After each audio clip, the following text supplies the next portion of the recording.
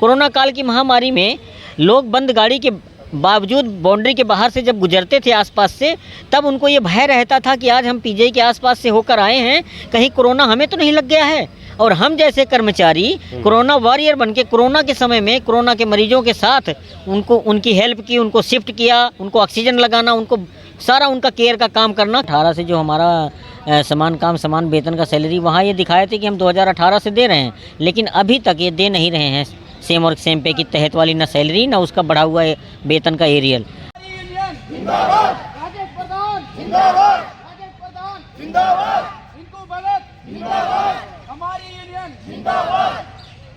क्योंकि हम 22 साल से यहाँ सेवा में तत्पर हैं, आज तक 22 सालों में ना कोई हम लोगों को इन्फेक्शन से बचने के लिए टीकाकरण हुआ है, या हमारा कोई भाई विशेष कोई प्रॉब्लम में हो जाए, ये उपचार में लंबी बीमारी का शिकार बन जाए, तो उसके लिए भी इनके पास कोई सलूशन नहीं है कि भाई उनका उपचार किया जाए।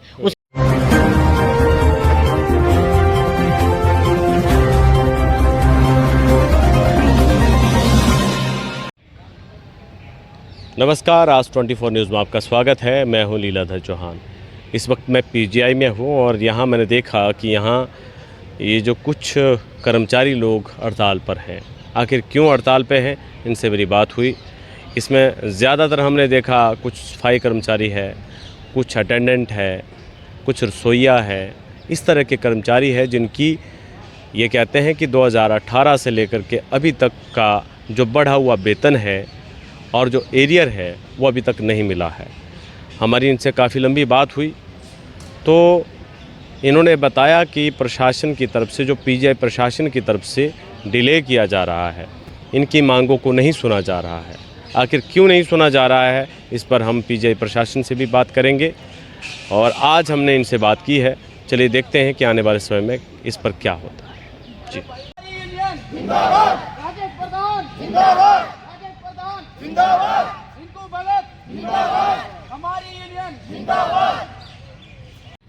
अभी हमारे साथ साथी, क्या नाम है जी आपका? राजा राम जी हैं। राजा राम जी, कुछ आप अपने बारे में बताएंगे और अपने इस संगठन के बारे में बताएंगे और मांगों को लेकर के बताएंगे। जी बताएं। सर, हमारी मांगे बिल्कुल जेन्युइन है।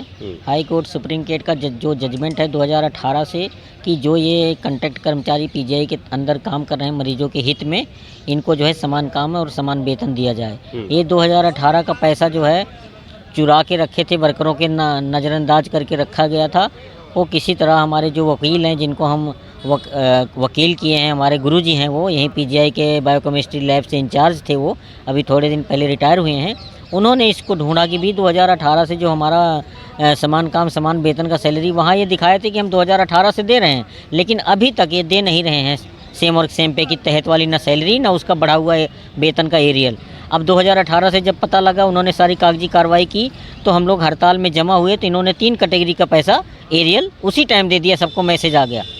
और एक कैटेगरी जो हॉस्पिटल अटेंडेंट है उसको नहीं दिया, बोला कि हमारे पास अप्रूवल कम है, जो अप्रूवल है मैं वो दे रहा हूँ 3 कैटेगरी को, आप लोगों का मैं ये हफ्ते में दे दूँगा। लेकिन अब हफ्ते तो क्या, अभी 8 महीने हो चुके हैं। इनसे कई बार मीटिंग की, कई बार इस पर चर्चा की, भी हम लोगों का भी एरियल दिया जाए और बढ़ी हुई तनख्वाह दिया जाए। ये साफ साफ मुकर जाते हैं। अभी मैं वहाँ नोटिस भेजा हूँ, अभी मैं यहाँ भेजा हूँ, आ जाएगा, अप्रूवल नहीं आई, ये नहीं हुआ।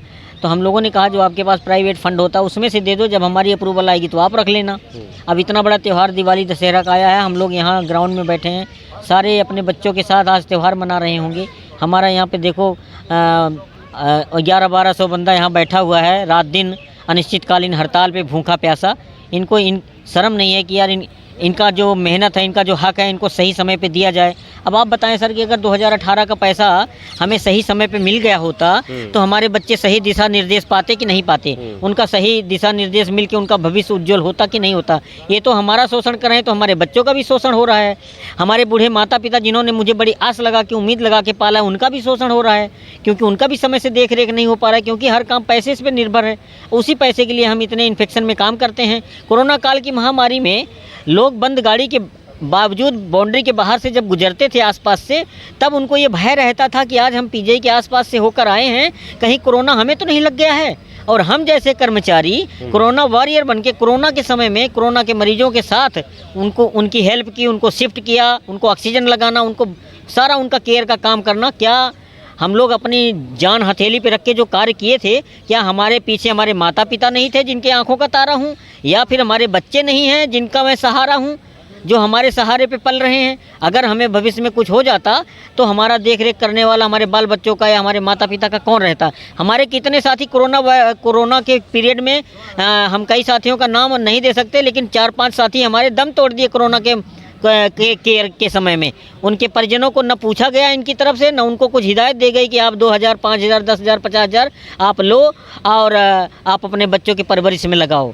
तो ये ऐसे जो है हिदायत देने वाले जो ये पीजीआई एडमिनिस्ट्रेशन बैठे हैं सर, इनको सिर्फ अपने जेब से मतलब है, अपने सेफ्टी से मतलब है। और कोई मरे जिए, हमारा परिचारक मर जाए, हॉस्पिटल अटेंडेंट, कोई और सफाई परिचारक मर जाए, इनसे कोई मतलब नहीं। इनसे ये मतलब है कि जैसे मरीज मर गया एक, वैसे ये भी चला गया। आप कर्मचारी यूनियन के क्या है? हम सर पीजीआई कॉन्ट्रैक्ट वर्कर कर्मचारी के जो हैं प्रोटेस्ट सेक्रेटरी हैं, सहायक सेक्रेटरी हैं। तो हम ये सर जो आपको अवगत कराना चाहें कि ये बहुत ही निंदनीय अपराध है, जो कि हम 22 साल से यहाँ सेवा में तत्पर हैं। आज तक 22 सालों में ना कोई हम लोगों को इन्फेक्शन से बचने के लिए टीकाकरण हुआ है, या हमारा कोई भाई विशेष कोई प्रॉब्लम में हो जाए, ये उपचार में लंबी बीमारी का शिकार बन जाए, तो उसके लिए भी इनके पास कोई सलूशन नहीं है कि भाई उनका उपचार किया जाए। उसके बच्चे हैं छोटे छोटे, रोड पे आ जाएंगे, इस तरह से कोई हिदायत नहीं है इनके पास है। इस तरह से सारे वर्करों के मन में ये बहुत जोश है कि भी हम लोगों का जो एरियल है वो जल्द से जल्द लागू कराया जाए। अभी ये हमारा एरियल हमारे खाते में डाल दें, हम अभी आधे घंटे में अपने मरीजों की देखरेख में हाजिर हो जाएं। हम नहीं चाहते कि किसी की ज़िंदगी दांव पे लग जाए, किसी के बच्चे, किसी के मांग का सिंदूर उजड़ जाए, किसी की गोद सूने हो जाए। हम नहीं चाहते ऐसा, लेकिन ये सब सोचते हुए, ध्यान में रखते हुए ही हम लोग बहुत दुखी हैं कि जो हम यहाँ आज बाहर खड़े हैं और हमारे जो पेशेंट हैं वो काफ़ी संकट से जूझ रहे हैं। इस बात को लेकर हमें बड़ा कष्ट है। Thank you. धन्यवाद।